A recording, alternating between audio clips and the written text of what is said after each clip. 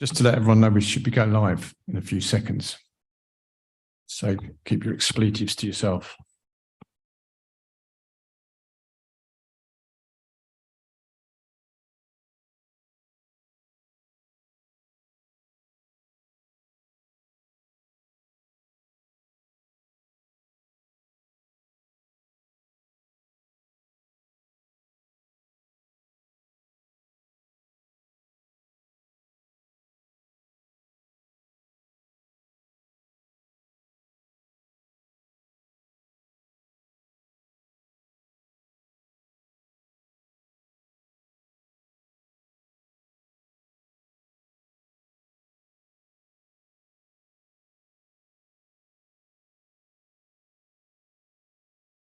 Right.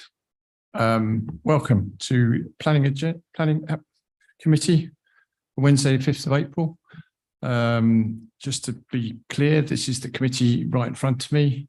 These are speakers from the applicants and objectors, and ward councillors sit to this side, and officers presenting. Okay. So apologies for absence and substitutions. I know that Councillor Rice stepped in at the last moment for Councillor Summers. Thank you very much for that. I don't think there's any other apologies or substitutions that I'm aware of. No. Right, okay. Urgent matters, none that I'm aware of. Declarations of interest? No. Okay. Matters to be considered in private? None that I'm aware of. Okay, minutes for the last meeting, Wednesday, 1st of March. I presume you've all read them avidly. Are they agreed? Thank you. Right. Site visit attendance. Right, let me read it out. If I get it wrong, let me know. Councillor Brett, Councillor Mahmood, Councillor Martin, Councillor Padda, myself, Councillor Hamidi, Councillor Kelly, Councillor Khan, Councillor that's it, I think. Is that correct? I'm talking about the committee. I'm talking about the committee, and I don't, please keep interrupting.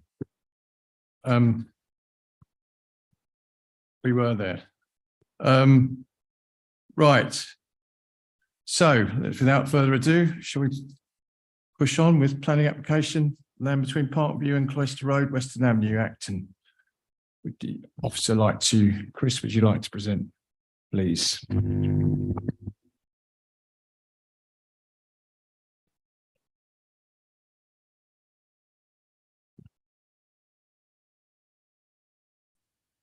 Hello. Is that all right? Yeah. Okay. Okay.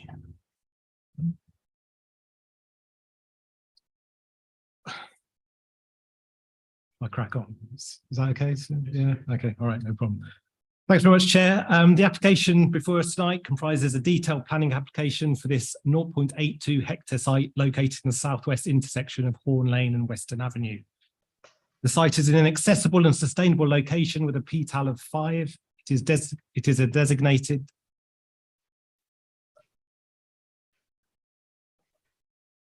Are we supposed to be seeing slides at this point in time? Yeah, I haven't gone to the slides yet. Do you want? All right, okay. No, as long as we're not supposed to be seeing them, it's fine.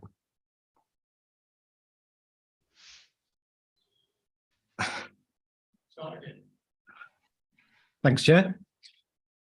The site is an accessible and sustainable location with a PTAL of 5. It is a designated development site allocated for residential and commercial development. It is also within the designated Acton Green Corridor policy area and A40 corridor and Park Royal. The site is a vacant brownfield site that was previously acquired to facilitate the widening of the A40, a project that has since been abandoned. There are no listed buildings within the site, and the site is not located within a conservation area. There are also no trees with preservation orders within or adjacent to the site. The site is located within flood zone 1 and has the lowest probability of flooding. The application before you tonight, the site has been subject to 2 relatively recent planning permissions, a 2015 planning permission for a hotel and 72 dwellings, and a 2018 planning permission for 149 dwellings. The application before you tonight again seeks a residential-led redevelopment of the site and comprises 300 residential dwellings across 6 residential buildings, ranging in height from ground plus 1 story to ground plus 16 stories. The proposals include a range of residential types, including a pair of 2-story houses and apartments of various sizes and configurations. The proposed mix of dwellings across the development includes 30 studios, 73 1-bed, 154 2-bed, and 43 3-bed. The proposals include 35% affordable housing based on habitable rooms and comprise 47 intermediate shared ownership homes and 46 London affordable rent dwellings. The proposed affordable housing meets the quantum and tenure mix requirements to qualify for the fast track approach. The proposed development provides access from Park View for 8 numbered disabled car parking spaces, with a further on-street blue badge space also proposed. A loading bay is also provided off Park View, and this will accommodate the building's servicing requirements, including refuse collection. The proposals include a wide range of open spaces at ground floor level, including public and private amenity and play spaces. The scheme also accommodates a pedestrian route through the site linking Cloister Road and Western Avenue. The pedestrian route will be controlled and closed overnight. A generous green buffer is proposed between the development and Western Avenue, comprising a wide variety of planting and incorporating seating and play features. In terms of private amenity space, all properties are served by private balconies or terraces. Roof level terraces are also proposed to some blocks, providing additional semi-private space for residents. The proposed development also proposes additional internal amenity for residents, form of residence lounge, residence gym, and concierge. So in terms of the key issues, the principle of development is clearly acceptable. This is a brownfield site in a sustainable location. The proposals deliver a substantial number of affordable and market dwellings, the delivery of which is a key priority set out in the London plan and for Ealing. The scale and massing of the proposed development is considered to be acceptable and provides a variety of built forms to break down the massing.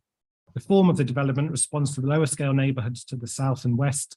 The proposed development includes tall buildings, the tallest being ground plus 16 stories.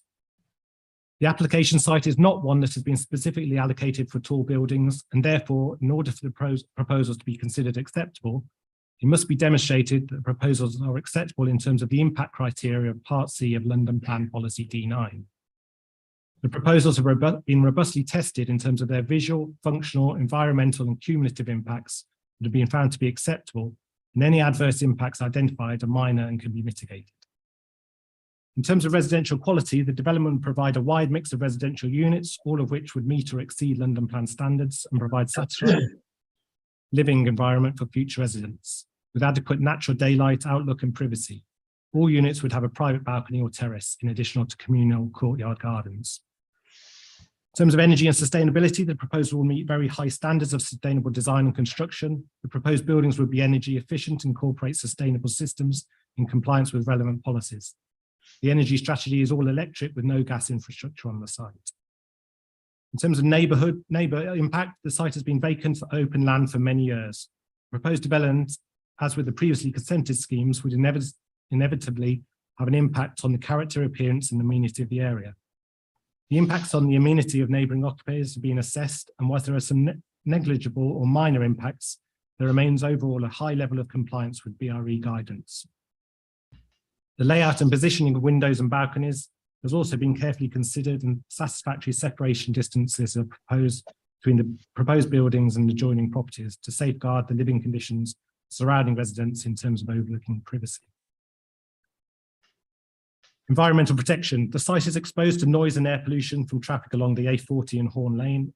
The design seeks to minimise the adverse environmental impacts, and appropriate planning conditions are included to ensure the noise and air quality impacts are further mitigated to provide an acceptable internal living environment within the residential units.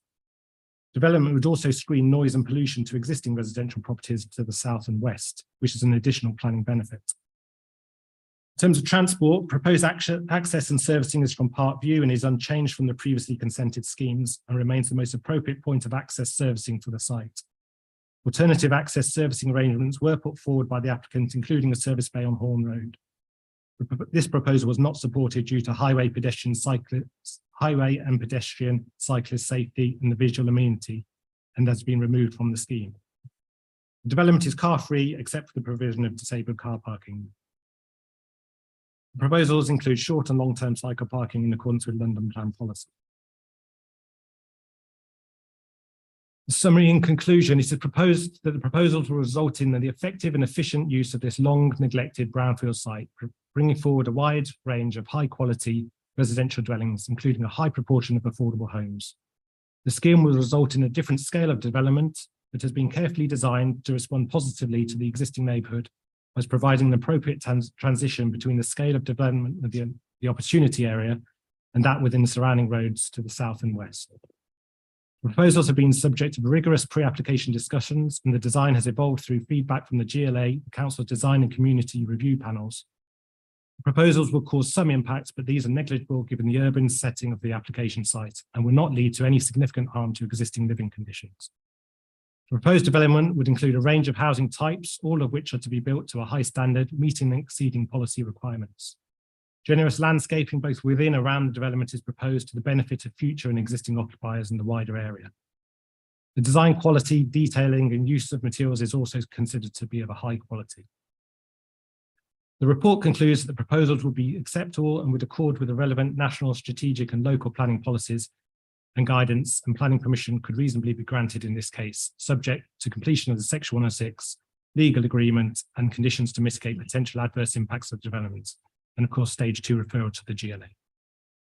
Refer members to the briefing note issued this afternoon, which includes various clarifications on the report, details of further written representations and some amendments to conditions.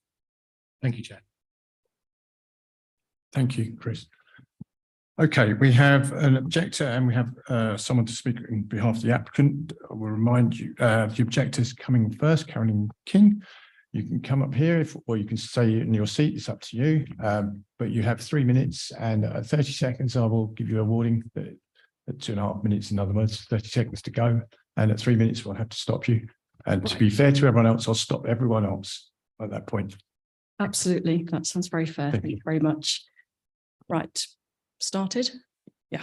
Okay. Thank you very much for allowing me to speak. And I also speak for other residents who oppose this development.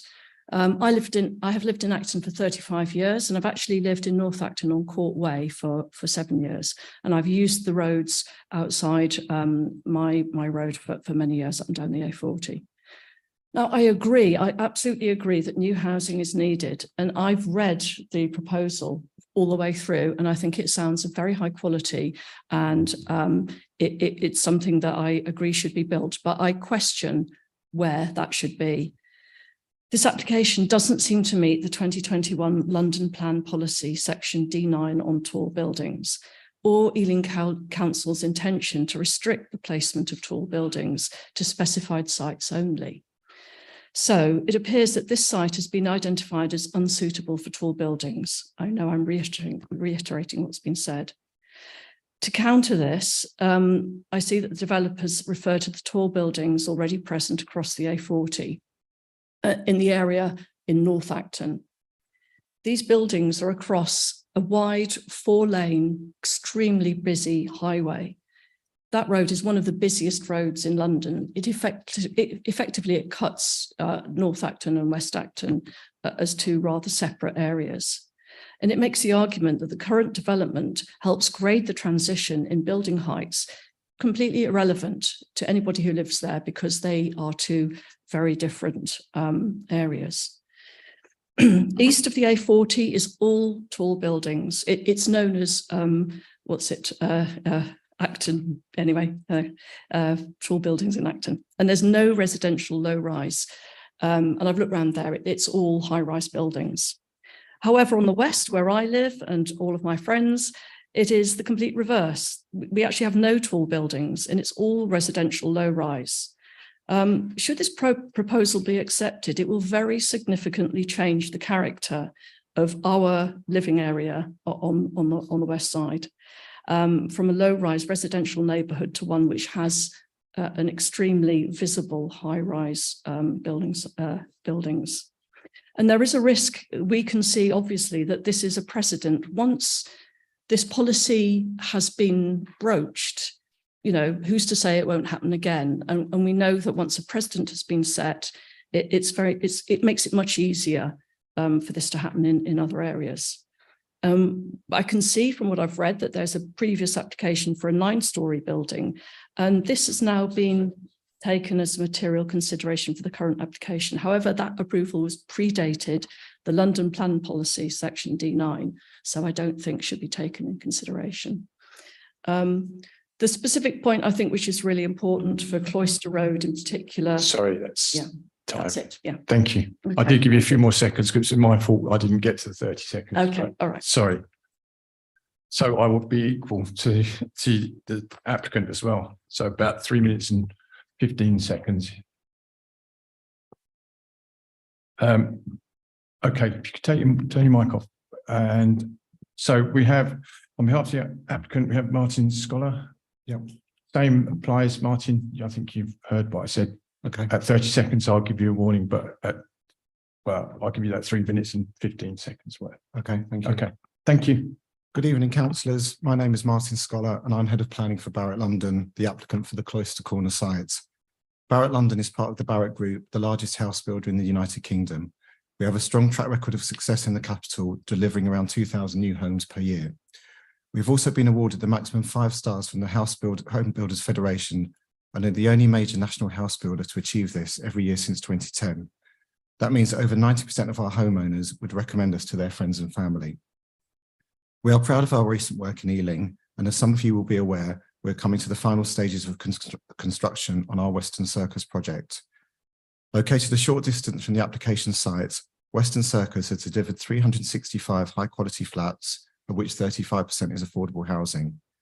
It also provides a Lidl store, which is already trading very well, plus a community room, which will be opening soon. We've also been selected as TfL's partner to develop the Bollow Lane site in Acton, providing 900 new homes with 50% affordable housing. Turning to the application before you, it is a site that's been vacant for over 40 years. Our proposals will make the best use of a site that is allocated for residential development, delivering 300 new homes, meeting the housing targets of the council, policy compliant affordable housing at 35%, 46 flats at affordable rent and 47 for shared ownership. New public space and play space for use by new residents plus existing residents of the area, a car-free scheme, an estimated 500 jobs created during construction and new jobs created within the development once completed, and over £4 million in section 106 and seal contributions. A landing point for a bridge over the A40 should one be built at a future date, creating a green buffer to the A40 and reduction in noise and pollution for existing residents due to the new buildings. We're obviously conscious that the east-west connection through the site has been a source of concern for the local community. I must stress this is a pedestrian route only. It has also been supported by your officers and the GLA. The Metropolitan Police's designing out crime officer has advised that they can support it if the access is open during the day and closed and secured at night. This would receive secure by design accreditation. Of course, we are happy to accept such a condition and are proposing that the link will be open from 8 AM and will close at 5 PM in the winter months and 8 PM in the summer months. There would be surveillance from the flats, the residence gym, concierge, the facilities management office, plus CCTV. The link will also provide access for the existing residents of the area to use the new open space and children's play space. In conclusion, I would stress it as our commitment for this site to be a success as a safe, secure and welcoming part of the community. Our track record in 30 seconds. Our track record in Ealing and elsewhere should demonstrate we will do just that. Thank you. Thank you very much, both the speakers. Thank you. Okay, we have Ward Councillor, Councillor Crawford, who has up to 5 minutes, and I can't see you because of that fire behind you. Up to 5 minutes. Thank you, Chair. I speak on behalf of the residents of what is now North Acton, but was previously East Acton. I disagree fundamentally with your officers, the report, and Mr. Scholar, regrettably. The impact of this proposal is considerable on the local community, who have been disenfranchised twice within the last 7 days. A site visit undertaken by this committee did not allow for the examination of areas that will be overlooked on the instruction of a council officer, and this meeting has denied speaking rights to disabled residents who are my constituents. This is particularly egregious given that the majority of the objections which are referenced in the report centre around overlooking, overdevelopment, loss of light, privacy. I'd love to see Mr. Scholars working out for how it's going to give more community green space when you're taking away the only public green space that is within that location. And of course, a net increase of pollution. The addition of 300 flats, which is twice as many as the previous consented scheme, will dramatically alter the character of a close-knit community of quiet residential streets, something the developers failed to grasp. And indeed, I met with the developer and their representatives several times, with the Member of Parliament and with my colleagues, and they rejected not only my suggestions for this scheme, but the suggestions made by the residents. I would not recommend Barratt's to my friends and family, I'm sorry to say. The report suggests that the issues raised by residents are negligible and that there is ample mitigation in place through conditioning. These are not negligible, and the mitigation is insufficient. As I say, the removal of the green space to facilitate what is supposed to be an east-west pedestrian corridor is not something that the local community support. And indeed, the Metropolitan Police have expressly indicated their displeasure in the report. This is one of the worst reports describing a planning application in Acton that I have ever read. No offence, Mr. Maltby. I'll take you through three of the reasons why. Page 2, and Mr. Maltby has referred to it tonight, refers to a generous green buffer creating play and seating space and to facilitate a green corridor. I would ask my colleagues on the planning committee to consider why the facilitation of a green corridor is necessary when it is a specific planning objective of the local authority. The only reason you need to re-facilitate the green corridor is because the previous green corridor is not there anymore because of all the development that has gone on next to this location. On page 3, we come to the pedestrian route through the site that improves access to North Acton Station, public realm and public transport connections. That's a quote from the report. It does nothing of the sort. It is again something that is not recommended or endorsed by the local residents. It doesn't improve access to North Acton Station because you still have to cross the A40 once you've walked through it. And as we've discovered tonight, the idea that we are going to allow residents, private, public or aliens, to walk through this area until 8 p.m. in the summer months is a literal charter for criminals, people who wish to create antisocial behaviour, and should be unacceptable to any public-minded public servant.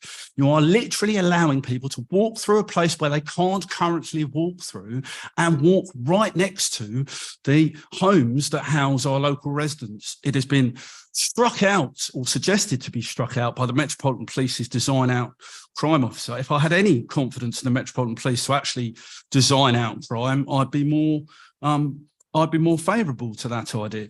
I just offer you this to the planning committee. If you took out that route entirely, you could provide the much needed amenity space and play facilities right there, regardless of whether you approve this application tonight. That will absolutely increase antisocial behaviour and it should be non-negotiable. My final point, Chair, is around the Section 106 agreements that are associated with this development. They are pitiful, and let me explain why. 30 seconds. One of them is, I'll do this as quickly as I can, Chair, 30,000 for air quality in an air quality action plan area. That won't even buy an air quality pollution monitor, not even one. 12,000 for energy monitoring, again, that won't do anything. 200,000 for highways, that won't even fund the CPZ schemes that will need to be reviewed as a result of this. And I would just finish by saying the amounts included for education, amenity, space and health are recognised by every consultee. There is not being enough. And I appeal to my colleagues on the planning committee. So if you're going to do anything, increase all of those amounts substantially. Thank you. Thank you.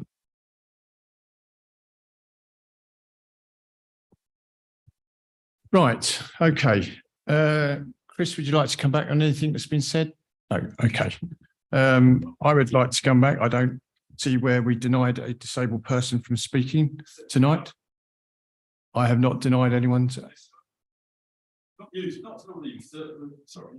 We have one person that speaks from the public. We have not denied anyone else. Well, we will not have two people speaking from public. I'm not having a debate about this. You threw an accusation out. I'm just addressing that accusation. Well, and your No, response is incorrect. This is not a debate, Councillor Crawford. Right. Let's go to questions. Councillor Martin, keep your hands up, please. Shall I start? Yes, please. Yeah. My query is about the pedestrian access through the site.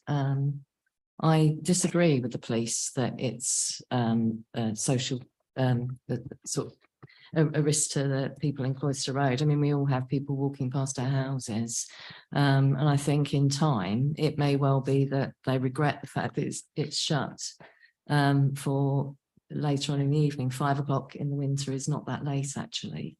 So all I'm asking, and obviously it would be up to the people that live there to decide, is that we consider having a review mechanism in this application, or once we've agreed it, if we agree it, to allow for that review later on if people find actually it is much more convenient to cut through. Councillor Stafford. Thank you very much, Chair. 2 questions. The first of which is following on from that. On the closure of the passageway, who is responsible for doing that and for how long?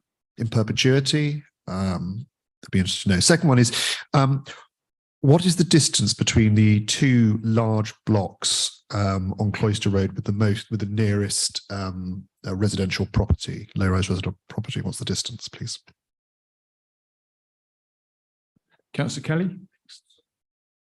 I'll bring you in after this one, Chris. Question to Mr. Scholar. He gave quite a resume at Barrett's, so I'm going to ask him for more resume. Councillor Kelly, we'll ask the officer. And if he okay. doesn't know, Sorry, then we may bring in. I beg your pardon. Thank I you. beg your pardon. So, given Mr. Morby, if you do know about the Western Circus development, how many stories that was? Thank you. Sorry for my ignorance there. No, fine.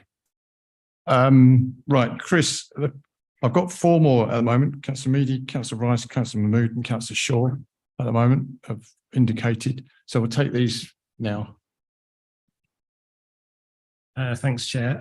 So just on the first one, the review mechanism, that's actually proposed in the amended condition in the briefing note. So yeah, it is proposed that there's a review mechanism which will enforce the developer to relook at it, and we can specify a time period. So it might be after 12 months or shorter or longer, to review it, see if there's any issues with it. If there are issues, they can then be addressed with the route being closed for longer, or indeed if it is positive, then it can be extended, the opening hours can be extended. And then just coming on to the management question, so it's related to that obviously.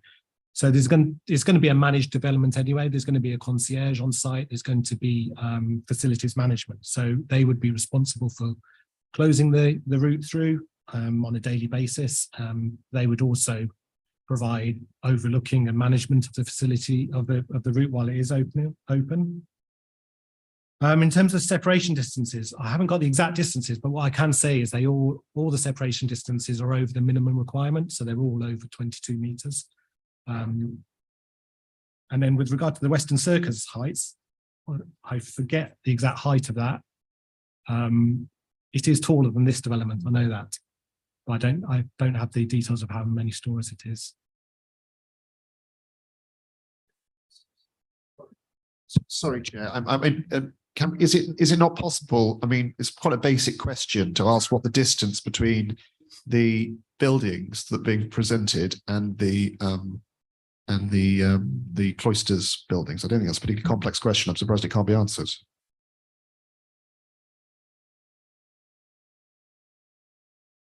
I'll come back to you on that. Chris, can you? Yeah, if you give me a few minutes, I'll find out. Okay. Right. You mentioned Western Circus, didn't you? Right. Shall I take these questions? I'll make a note of them anyway. So, Councillor Meady, sorry. Thank you, Chair. I have some concerns around privacy. The taller blocks are in close proximity to one another at certain points, as mentioned in the report. What has the developer proposed to address this?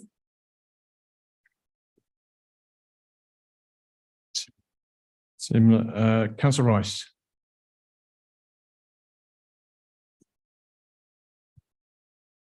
Thank you, Chair. Right, I feel like I'm starting to be listened to a little bit when it comes to these North Acton developments, because we keep talking about putting more money into North Acton Tube, when actually really the tube is already overcrowded. More and more people are getting onto that tube from other developments along the line. And so we do need more money going into buses. So I'm glad to see there is some listening going on. There is some money going into buses. I'm just hoping, please, that we can perhaps put the pressure on TfL and to see if actually more and more money can be put onto buses, because we do need to widen the availability of transport generally, and the availability of transport generally.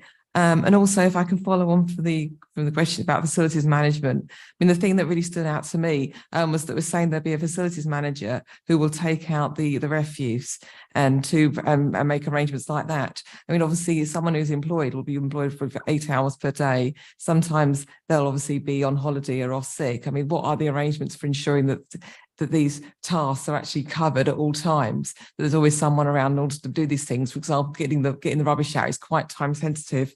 And also, when it comes down to the Section 106, when it comes down to those issues such as the NHS and education, what response have these agencies given when we've told them what the proposed amount of money is on the Section 106? Have they reacted and thought that was actually adequate for what they'd mentioned that they needed? Thank you.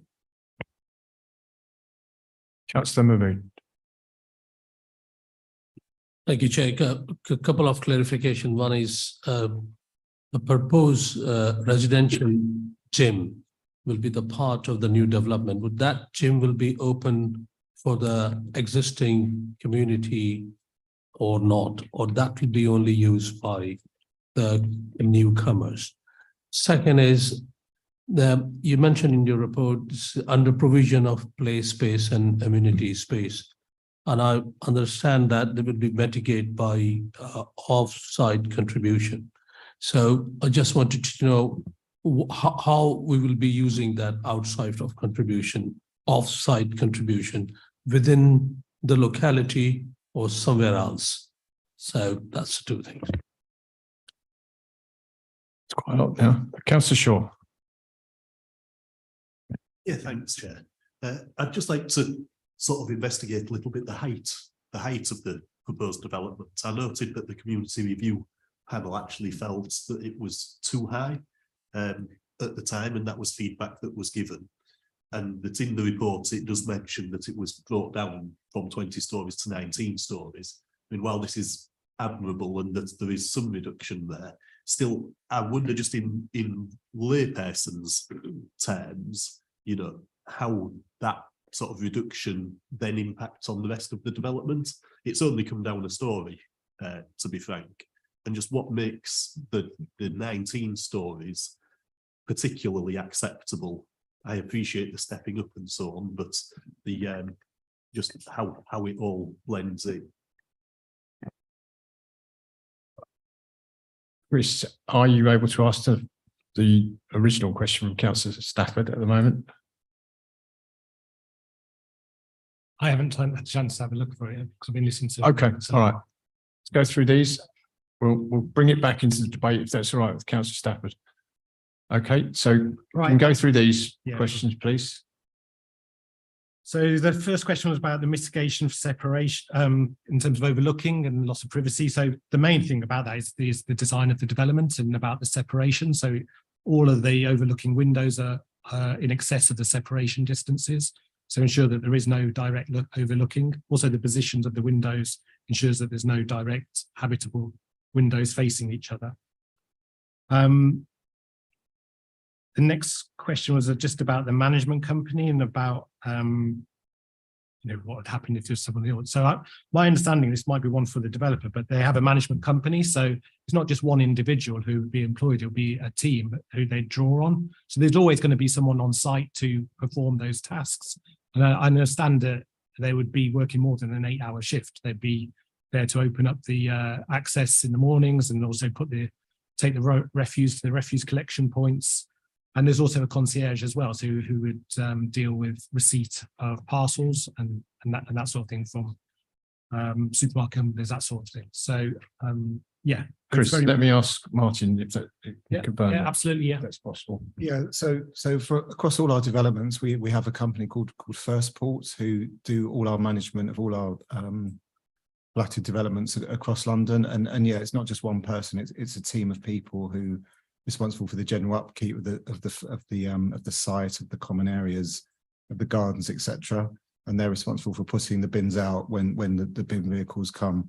So in this case, yeah, you know, there will be whatever hours are agreed, hopefully for the link, that will be controlled by the person or persons on the sites. So yeah, that'll be actively controlled. There'll also be fob access as well. Okay. To the areas. Okay. So, okay, Councillor Rice. Right, sorry, Chris, carry on. Thank you.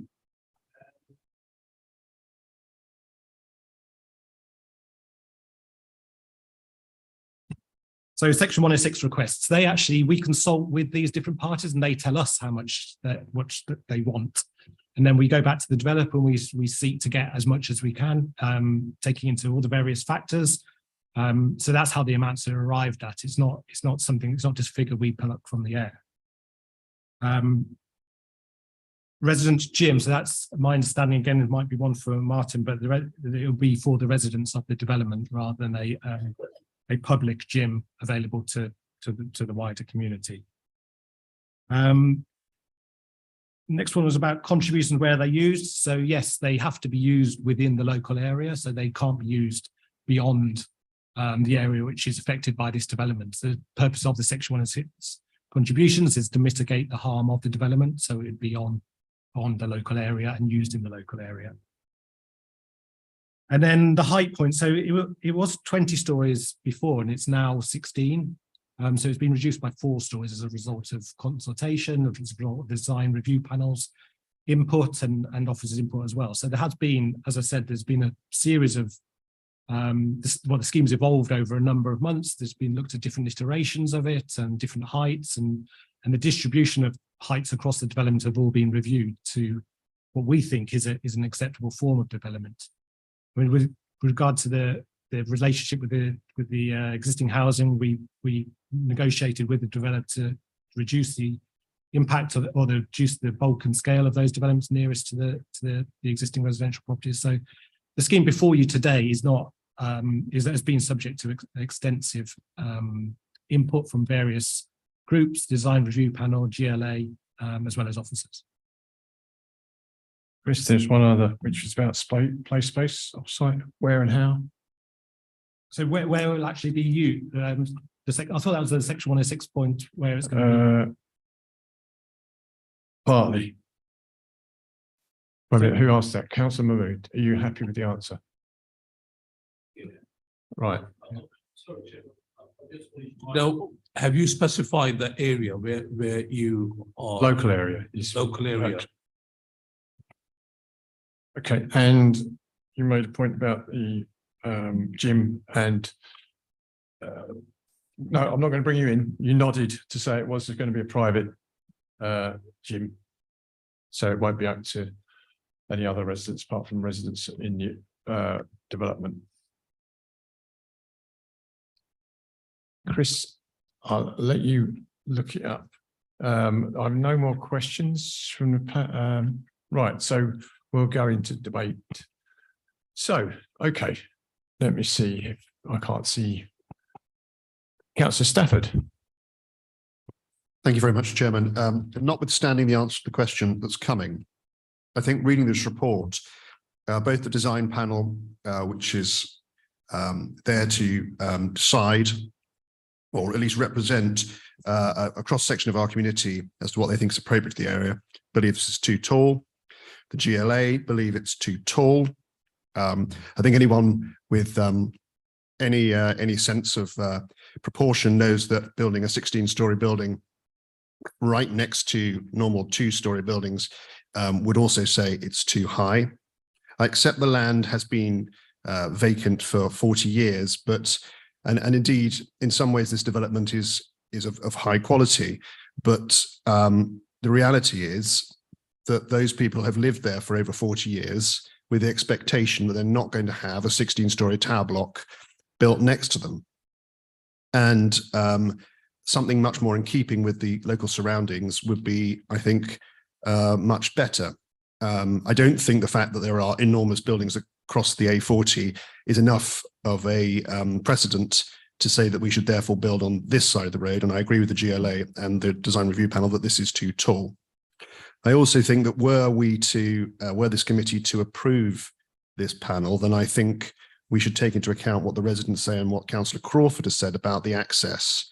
The police residents are very concerned about the access. And I think if we were to approve this application, we should look at removing the access through to Cloister Road. But my personal opinion, having listened to everything thus far in the debate, is to vote against this. Anyone else wish to speak on this? Did you want to come back, Chris, on that point? I think about the GLA particularly. I was just about the Oh. separation distances. So I should Sorry, go on. clarify that. So in terms of the distance to the nearest property on Park View, it ranges from 35.7 meters, ranges from 31.2 meters to 35.7 meters. And then the nearest property on Cloister Road is 21.6 meters. And then the separation to the properties on, to the south. So I forget what name of the road that is. Cecil, that's the one. Is 22.3 meters is the nearest, but it extends to 33.7. So all the separation distances to existing properties are all quite generous. We're not on the GLA. I was just going to say, well, no, I was just going to just come in on the separation distances. Obviously, as the proposal adjoins Cloister Road, the blocks are obviously considerably smaller in scale, and that's intended to be similar to the scale of the existing properties in Cloister Road. So the separation distances from the two-story block is a couple of meters away from the side boundary of one of the properties on Cloister Road. And likewise, that's the same for the mansion blocks, which are slightly higher. The taller buildings, as we know, as Chris has explained, are obviously towards the front, towards Horn Lane and Western Avenue. And that's where you get the variation. So I just wanted to make sure that was clear. Okay, Councillor Kelly. Thank you, Chair. I've gone to the Western Circus website and I count 18 stories, and it's not an image, it's actually it being built. So that opened up some thinking. It's a similar location in the fact that it overlooks two-story buildings, existing Victorian, Edwardian, modern stock. In fact, very old cottages opposite. So I'm just trying to look at that and think about the unintended consequences that may have arisen from that and what could be learnt there and applied to the Barratt Homes development that we're looking at. So I just want to make that point, but it puts the 18 stories and the 16 stories into a bit of perspective for me at least. And one of the things that no one's mentioned, but perhaps they know, but I'm minded to remind the members, is the location of this application in Cloister Road is incredibly close to a very new, modern, not HS2, Crossrail, Elizabeth Line. So, we're looking at a very different site now than we were perhaps some years ago. So that comes to my mind. And again, when we talk about the North Acton station surrounds, there's lots of, in Wells Farm Road, there's lots of masonettes there, and they have they're sharing environment with taller buildings now. Except there's a lot of issues around the access at a certain time. Some people think it's a good idea to open it up all the time. Sometimes people think it's close it at this time. You know, is it going to be a movable feast? Are the goalposts going to be moved? So if there's something that could go into those conditions, I think that would be really helpful. But I'm not sure it's something that we could achieve in this room tonight. Whether to keep it, to get rid of it. You know, lots of legalese would have to go into that. So it's a challenge with tall buildings, but the officers have brought this forward in good faith about the height. It has been reduced. So I am minded to grant this application. Councillor Martin, next. Thank you, Chair. I suppose we would probably all agree on the fact that we need more housing. And particularly as councillors, we're very, very aware of the fact that there are people desperate to get new homes. I'm sure you all are as well. So this, can you hear me? Just bring it Okay. a bit closer to you. Okay. Thank you. So I do think this site makes a considerable addition to our housing at the moment. And I think it has been designed in a way to ensure that the highest elements are along the main road and are not affecting Cloister Road, for example. So I think it's been thought through in the right sort of way. I do completely disagree about the pedestrian throughput. I think it's probably unusual that you're currently living somewhere that you don't have as much access to, but most of us live on roads where people are walking past all the time, and that is quite normal. And I think once the development is up and that access route is available, I think it will be just as convenient for yourselves as it is for anybody else. But that isn't my call. I mean, what's in the document at the moment, as you understand it, it will be daylight time only. But overall, considering it, I am mindful to support it. Thank you. Councillor Shaw. Yeah, thanks again, Chair. I mean, the main issue I have with this personally is obviously the height that I raised in the questions. Is it appropriate on this site is something that you need to wrestle with, but against that, we know the chronic need to supply homes, particularly sort of affordable homes. You know, I think the work that's gone on to reduce the height has been helpful. It could have gone some way further, but on balance, I think if you look at the quality, particularly of the design and what's being built there, the quality does look high quality. And in terms of housing, you know, it is high quality housing that needs to be built. And so on that balance, I'm sort of minded to support it. Okay. Councillor Mahmood. Just quickly, Chair, I know it's a difficult choice at the moment, and it's difficult to accept the existing residents. But on balance, I could see the 35% affordable housing, 46 affordable rent, 45 shared ownership, and the Petal rate is very high. And the site was vacant for many years, and so I think it's a difficult choice. But I think by looking at the standard of the development and the 35% affordable housing, I think I'll be minded to support that application.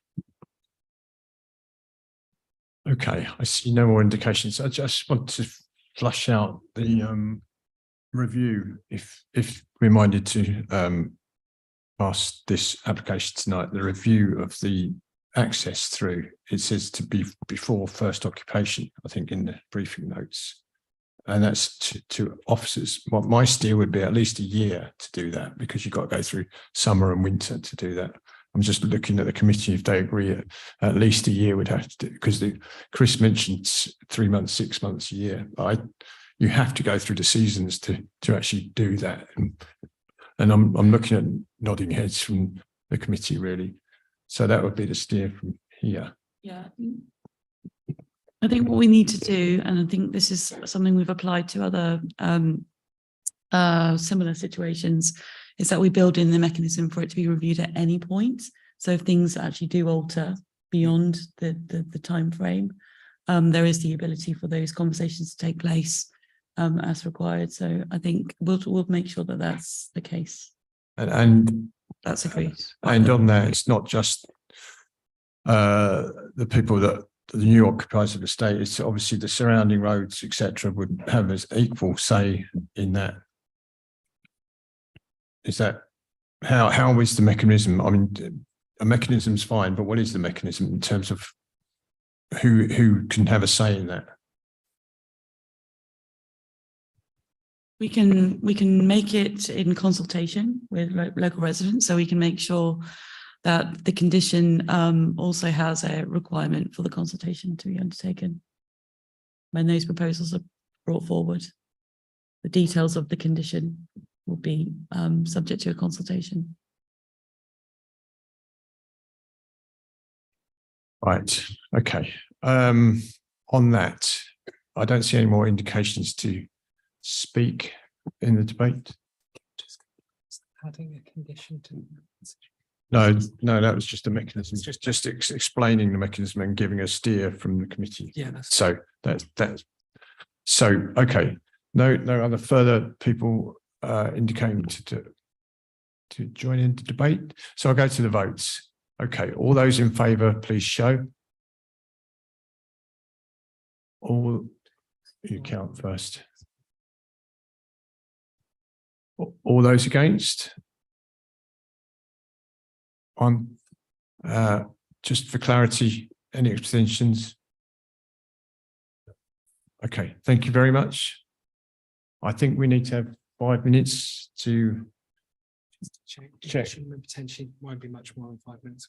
Okay, if you'd like to have 5 minutes and come back, I think we've got to move people from the gallery and then new people into the gallery. Potentially we got. Get them in.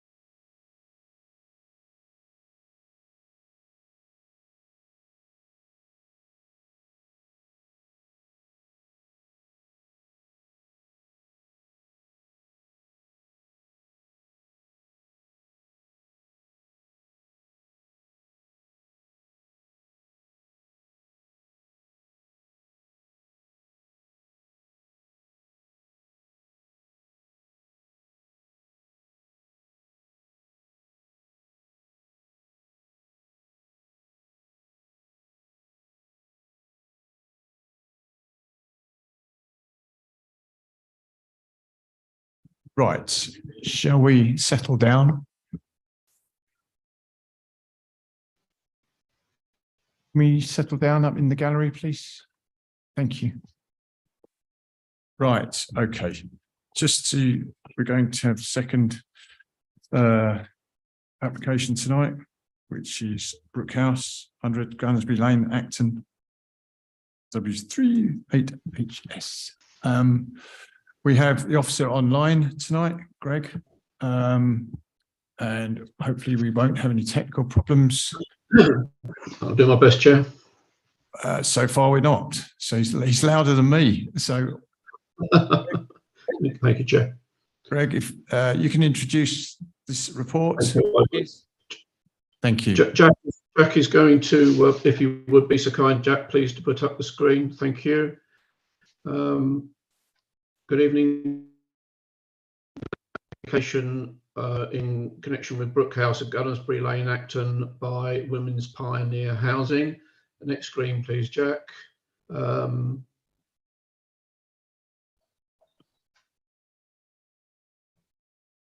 Hold on a minute, Greg. Yes, I am. Oh, I'm Keith, actually. Here we go. Thank you, Keith. Sorry, I didn't realise it was your name. Thank you. I'll be as swift as I can, Chair.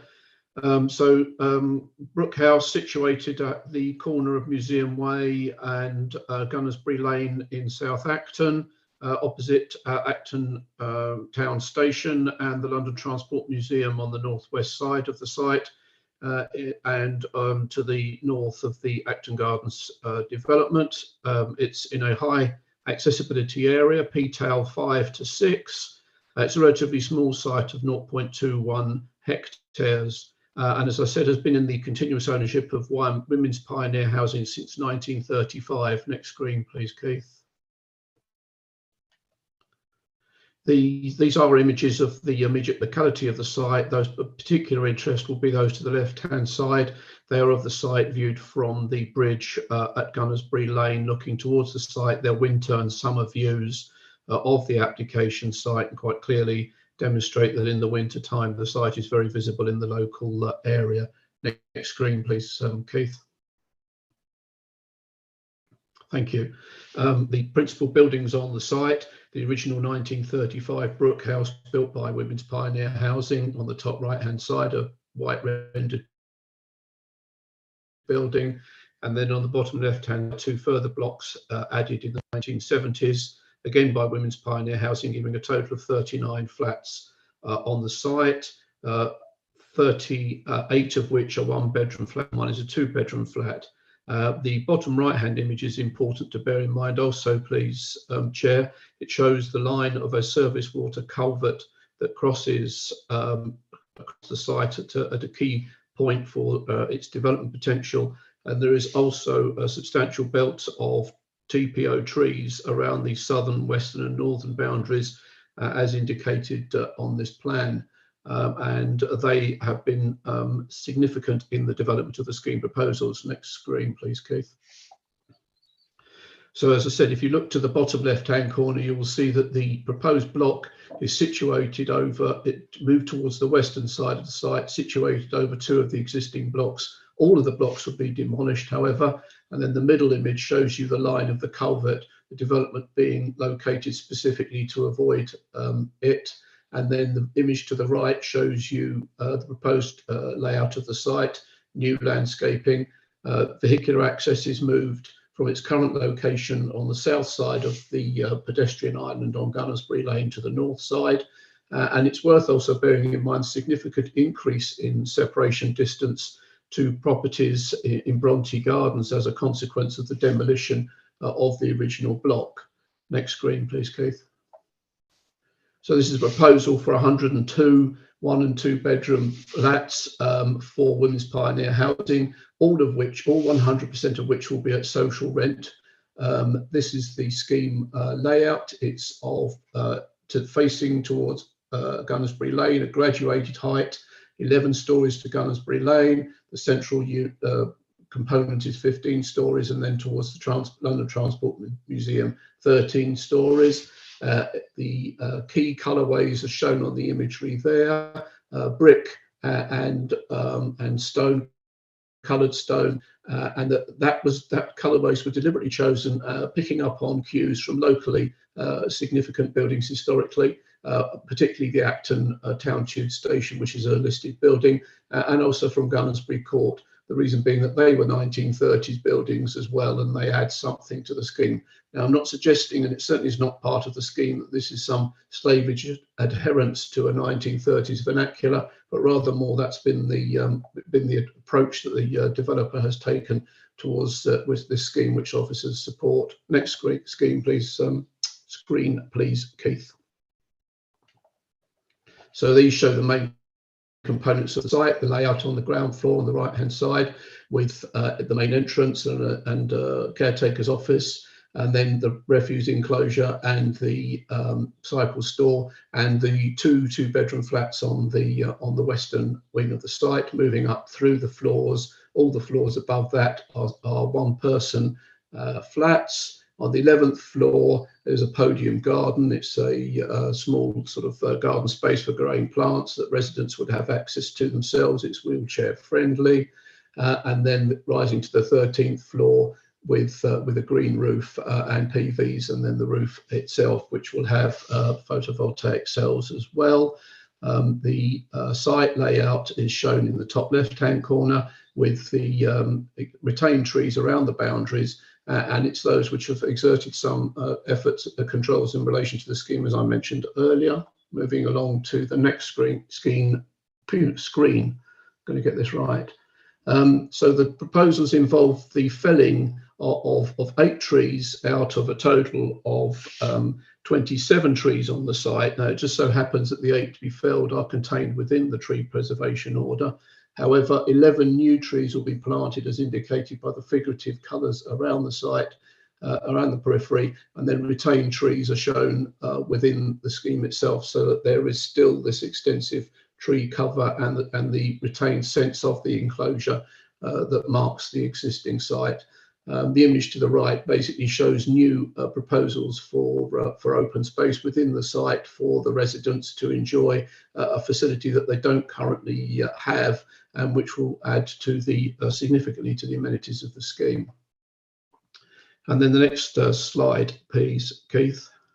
So these are some images which show the appearance of the site from various locations. This on the southeast side of Gunnersbury Lane, showing you the graduated height in the design, the asymmetrical appearance, which is deliberate and intentional, adds visual interest to the scheme without making it look like a simple block of flats, which it might otherwise be. And then the right-hand image closer towards Acton Town Station from the bridge. And then the last slide, please, Keith, which are various views from other locations along Gunnersbury Lane. The one on the left-hand side is from the Bronte Court side, as is the one on the right. And then the lowest image below that from Bollow Lane. Looking north, the purple image there is an outline of one of the consented buildings on the TfL Sidings site. So it shows that that the block will still be relevant to its setting. That's the end of the presentation, Chair. Thank you, Craig. Thank you very much. Okay, we have two people to speak, one objector and one applicant. You've both heard the terms. 3 minutes. I will tell you at 30 seconds to go, and I will stop you at the 3-minute mark. Okay. Mr. Batchelor, would you like to come up here or would you like to stay there? It's up to you. I think I'm perfectly happy here. Thank you for the offer. I'm Ray Batchelor, Chair of Mill Hill Park Residents Association and a member of the local Conservation Area Advisory Panel. We have read the pre-planning advice, the 100+ planning application documents, and the planning officer's recommendation that, on balance, its social benefits outweigh the environmental damage it will cause, and that it should be approved. We disagree in 4 respects. A tall building is not the only viable means of addressing the genuine social issues. The degree of environmental damage has been underestimated. Too little weight has been attached to the estimated. Too little weight has been attached to the objections of those who live there. The proposed building will set a precedent for similar developments. Is a tall building needed? We support the social aspirations of the scheme, but object to a 15-story building in this location. Alternatives with larger footprints and lower profiles were considered, but dismissed, chiefly because of the costs of culverting the waterway on the site. The developers should revisit those alternatives. Environmental damage. The suggestion that other tall buildings in the area are precedents for this one fitting in is disingenuous because they are all distant from it. The proposal exceeds the tall buildings constraints of the London plan, of the existing and draft local plans, put there because a 15-story building in this location will be out of scale. The, quote, very minor level of less than substantial harm, unquote, to the environment to the grade 2 listed Acton Town Station, and the, quote, exemplary design, unquote, of the proposal are subjective judgments. Are locals' objections to be ignored? Vulnerable women and their needs may seem a more attractive constituency than the people who live in that area. Yet we are a mixed group, homeowners, people renting, some in very modest circumstances, who all objected in great number because, if approved, we and the thousands who come after us will have to live with this proposal's damaged environment. Does this proposed tall building set a precedent for others? Yes. Despite reassurances to the contrary, buildings will be physical reference points for future tall building developers, far more durable than transient planning policies. So we argue the calculation of relative benefits is faulty. We are not against tall buildings in principle, but if approved, this tall building in this location, whatever advantages it may confer on others, will irreversibly damage our environment. Thank you very much. Now and for generations to come. Thank you, Mr. Batchelor. Okay. Tracy Downey, for the applicant. Thank you. So yeah, my name is Tracy Downey and I'm the Chief Executive of Women's Pioneer Housing. So firstly, thank you very much for considering our application this evening to redevelop 100 Gunnersbury Lane, creating 102 high quality homes for social housing and social rent. For those who are not aware of Women's Pioneer Housing, we were formed in 1920 by suffragettes to provide high quality, safe, affordable homes for single women, offering a springboard for them to achieve their potential. Over 100 years later, our residents and our applicant tell us that championing the housing needs of single women is just as important now as it was then, especially with widening gender equality, a rise in domestic abuse, an economic crisis with greater impact on women, health inequalities, and ongoing concerns about women's safety. Your officers have told us that there are over 600 single women on the council's waiting list. And when we open our own waiting list for just 2 weeks each year, we are massively oversubscribed. So we know that there are many single women in London that continue to need modern, affordable housing. And these new homes at Gunnersbury Lane will be prioritised first for our existing tenants who are able to return, and then 50% of the remaining vacancies will be offered to Ealing Council, followed by our own waiting list and priority transfers. So we've owned this site, as you heard, for over 90 years now and intend to remain on this site for the foreseeable future. It's just no longer practical, though, for us to refurbish these homes. The homes at Brook House are small, they lack modern amenities, and they're really difficult to heat for our residents. We'll be building much larger one-bedroom flats that are energy efficient with modern amenities, improved accessibility for those with limited mobility and access. We are really proud that we have a design that enables us to offer 102 homes on a social rent. To achieve this, though, taking into account some restrictions on the land, we do need to build up, and our 15 stories and our 102 homes are both necessary to achieve viability for this development and our objective of having only social rented homes on this site. In addition, The project maximises the number of homes we can provide for single women seeking to be rehoused. So Women's Pioneer believes that this proposal is a really great opportunity to achieve a development of entirely social housing rent on a site for a section of the community that's badly served by the housing market, something that hasn't changed, unfortunately, in over a century. And so we really encourage planning today to approve the application that we have put before you. Thank you. Thank you very much. Thank you very much, both of you.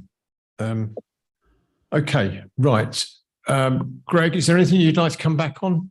Yes, someone would like to, please, Chair, on just one small point, and I just want to clarify a point made by Dr. Batchelor. In fairness, he did refer to the matter of a precedent being set. I should emphasise that that reference to a precedent was made by the applicant and is not made by your officers. Indeed, we were at pains to emphasise the fact that in obtaining the support of the DRP and CRPs to the proposals should be seen as not setting a precedent for other tall buildings in this area.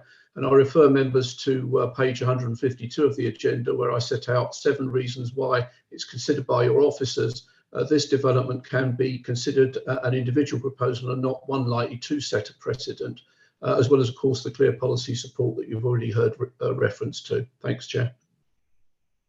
Okay, thank you, Greg. Okay, we have no board speakers. So, okay, questions from, hold your hands up for a second. I'll tell you when you go. Councillor Rice, you were first. So would you like to kick off, please? So thank you, Chair. I've just really got what could be seen as a slightly silly question, because it's just says here on page 87, it's 100% social rent affordable housing by habitable room. Now, what's the difference between it being 100% affordable and 100% affordable by habitable room? Thank you. Councillor Rice. Greg, I'm going to take them in batches. So, okay, hold fine. your horses. Yeah. Councillor Martin. So I've just got a question about the disabled parking that's going to be off-site, and do we know where that's going to be as yet? Because it doesn't seem to look like there's a lot of opportunities for that close to the development. Councillor Stafford. I've got 3 questions, Chair. So do you want me to? Yes, please. So the first is, I think obviously the current usage of the building is absolutely something we should be supporting. What protections do we have for how long that site can be or should be used for the current intention? So what I'm asking is, could the applicant sell this off a week after it's been built to residential to the residential market? Second question is, I want to understand the height of the building in comparison with the proposed heights of the buildings on the Bollow Lane proposal, which was given outline planning permission. My understanding was that they were graded with the tallest buildings down towards the level crossing down by Chiswick Park, and got progressively smaller as they got up to Acton Town because of the height issues. I want to understand what the height is at the end of that to comparison with this building, not in stories, but actual height difference. And finally, in the crossover, in the construction management plan, can we have some more detail of how that's going to operate? That junction and roundabout by Acton Town I use every day pretty much. It is a nightmare already. If there's going to be construction traffic, how is that going to be managed on a very, very busy intersection? Greg, you have your wish now. You can speak. So, did you capture all those? I did. Well, I hope so, but I'll answer them now. So, in response to Councillor Rice, far from silly question, Councillor Rice, you're absolutely correct. Since every single one of the 102 dwellings is a social rent property, they are both affordable by habitable and by number. The second question, and I apologise, I didn't get the councillor's name, but it was a reference to off-site DDA parking. Councillor Martin, it was. Councillor Martin, sorry, Councillor. That is a request that's been made to us by Transport Section. They've requested provision be made for that. I do not have a location from them. I imagine they would have one, otherwise they wouldn't have requested it. But at this present time, I can't tell you precisely where that might be. To Councillor Stafford's questions, The first question related to what protections can there be for the council and the developer not selling the site on. On the face of it, Councillor Stafford, there are none other than the simple practicalities of this situation, because it was the first question I asked the developer when I first met them. I think the answer to the question, in essence, is both from the applicants themselves. They have owned this site continuously since 1935, providing social rent, affordable housing to single women in accordance with their ethos. That's the first point. I don't see, this is a matter of trust, and I know it's a weird planning matter, Chair, but I think it's something we can put trust into them, because a 90-year pedigree speaks for itself. You should also bear in mind, Chair, this is the only such facility that Women's Pioneer Housing own in the Ealing area, and therefore they're not likely to want to offload the site at any time in the near future. And therefore I would be prepared to trust them on that basis. There is also a practical issue, Chair, which is that development would receive grant from the GLA. If they were to roll the site over, then they would have to pay that grant back to the GLA. And as a registered charity, I think they might find it difficult from a practical point of view. So I regret I cannot offer planning controls, but I do allow the world of the light of reality to shine on the actual intentions of the applicant in this case and their pedigree. That's the first point. I'll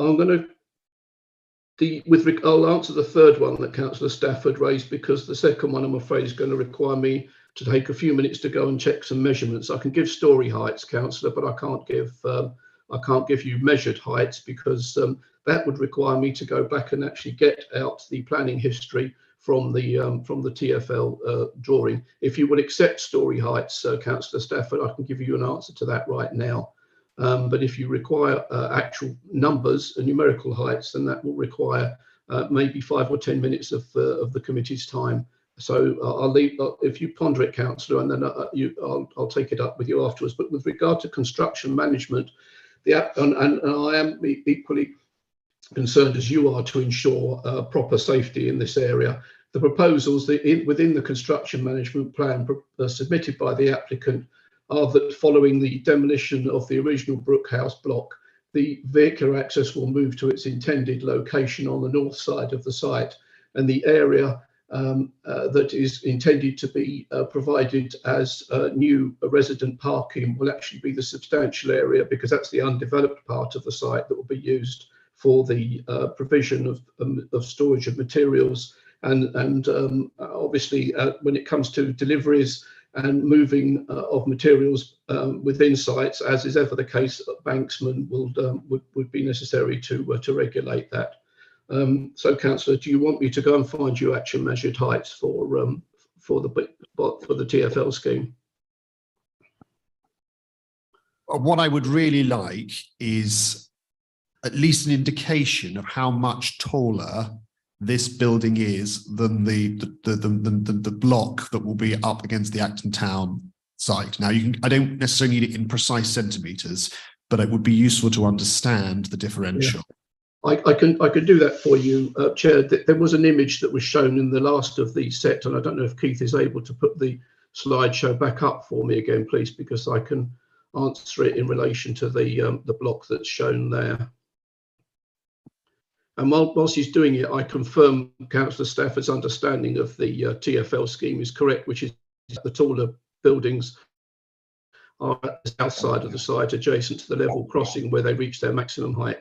The image that you can see there, Councillor, Chair, rather, where it shows the purple outline, is the replacement train workers accommodation, and that would reach a maximum height of 4 stories.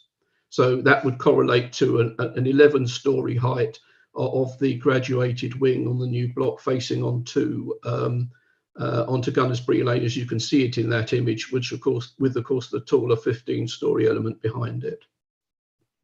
Sorry, just to come back on that, would you say I was being fair to say that the level difference, i.e. the drop, is about a story from the top of where that building is to where the Bollow Lane building is? So essentially it would be about 12 stories higher. Would that be a fair assumption? I wouldn't disagree with that, Councillor. Okay, any further questions? Councillor Shaw. Thanks, Chair. Just one on the amenity space that, you know, the report mentions that there's a shortfall of 140 square metres against the council's standard. Yeah. Yes. Across both of them. So just wondering if you could explain, you know, just how that shortfall is justified. Well, the shortfall is justified by the payment of a financial contribution in accordance with our standard provisions in this case, and the areas to which the financial contributions will be directed are set out in the recommendation at items N, O, and O, which is that the private and communal amenity space shortfall would be a financial contribution of £18,667 directed towards improvements at Heathfield Gardens, and then the shortfall in relation to allotments and community gardens of £7,485 will be directed to Jerome allotments.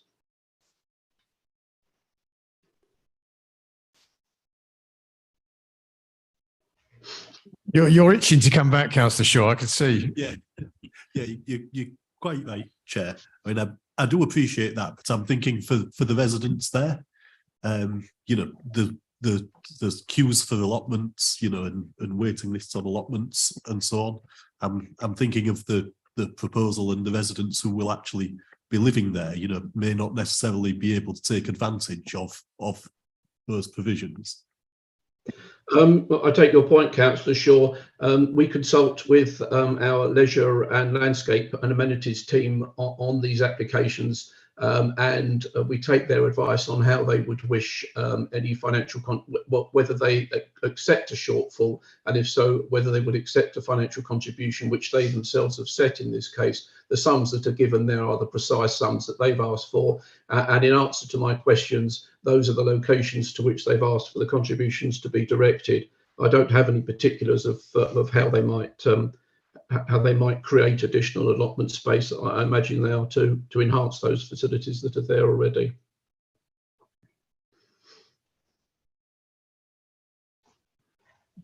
Okay, Councillor Stafford, you're still waiting for the detail? You're okay with that?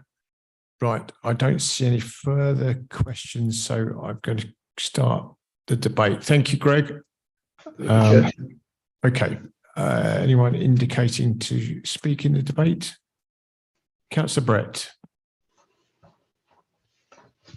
Thank you. So just kind of weighing up this particular development, you know, I understand that there are concerns around the height, and I know that the objector did mention the draft local plan. Unfortunately, that is all it is a draft local plan at the moment, and until Ealing adopts it, then we have to stick with the policies that we have right now. And I think on balance, with the benefits of who is going to benefit from such an amazing development and the opportunity to have somewhere that is affordable to live under the backdrop of how bad the housing situation is, I'm inclined to 100% support this. Councillor Martin. I mean, likewise, I do appreciate concerns about tall buildings, but I have to say, I think the design of this one is really attractive.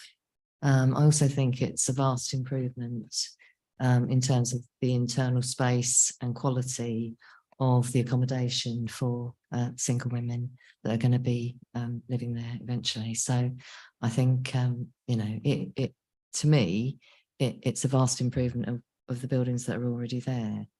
I think there's quite a lot of stations of that sort of era that are grade 2 listed, and I know I used to work opposite one, Holloway Road. Last 4 years, a couple of very, very tall buildings have been built literally next to it, and if anything, I know it's subjective, you've said it's subjective, if anything, I would say they have enhanced the look of the grade 2 listed building. I suspect this one will do the same. It's not a technical term, but there's a lot of grotty buildings around Acton Town Station at the moment, and this will, I think, enhance what's there rather than detract from it. So Sorry if you live there or anything. I think But- Grotti might be a little bit over the top, but yeah. But anyway, because I do think it's an attractive development and it serves a really, really important purpose. And I don't think it detracts from the station. I'm mindful to support it as well. Councillor Stafford. Thank you. Once again, probably a lone voice here, but I agree with the objector. It doesn't just contravene the proposed local plan, it contravenes the current local plan, it currently contravenes the London plan on height. I was not in favour of any of the Boller Lanes height. That's probably because I didn't want a 26-storey building overlooking my house, but unfortunately that has happened. But the only good thing about that proposed site was the grading of the heights to mean that it was a lower rise at the station end. The reasons for that I won't go into, but members who were on that planning committee will remember them. And it seems that we are being asked to throw that all away with this application and to totally disregard all the objections and all the rationale that we used to approve lower heights towards the station in that application, and then in this application just to ignore all of those previous concerns. I accept they are different applications, but we are being asked to ignore those same problems. I didn't mean to suggest in any way that the current applicant was going to do the dirty and flog this off to the open market. All I was saying that the realities of the situation are that potentially 10 years down the line, the charity may feel that it is better to provide this sort of housing somewhere else. Markets might change, etc. And I just wanted to understand what protections were there. For me, it's a noble cause, but I think, as the objector said, this is a relatively large site, and I think that a lower set of buildings on more of the site rather than a higher building on a smaller part of the site would be a more appropriate way to go, and therefore I'm minded to oppose the application. Okay, I don't see any other. Sorry, Councillor Kelly. Yes, please. Sorry, did you? I didn't. Yes, okay. I knew you didn't see me, but I knew you were going to go around the room again. Just have to remind myself that I visited. That I've been there regularly, and unbeknownst, I didn't realise it was a women's only place development, and it always appeared to me as a place that was of its time, and didn't quite realise it was really almost approaching 1935. So it's served a good purpose, but I think what's been proposed there is super, super in design, super in outlook. Then it goes back to and social rent, 100% social rent, high PTEL ratings, and in an area that I'm not going to re-paraphrase what one member said, but I agree with her. An area that needs some good development desperately. Again, it goes back to this wrestling with height, but it's occurring near train stations, and from what I can see throughout the borough, throughout London, including the Holloway Road, as Councillor Martin said, it improves areas. It takes time, but it improves areas, and I think this will definitely improve the area. So I'm minded to grant this application. Keep pressing the wrong button. Sorry. Okay, I cannot see anyone else indicating to speak. So, right, I will go straight to the vote. Okay. Thank you very much for the debate and the questions. So all those in favour of the application, please show.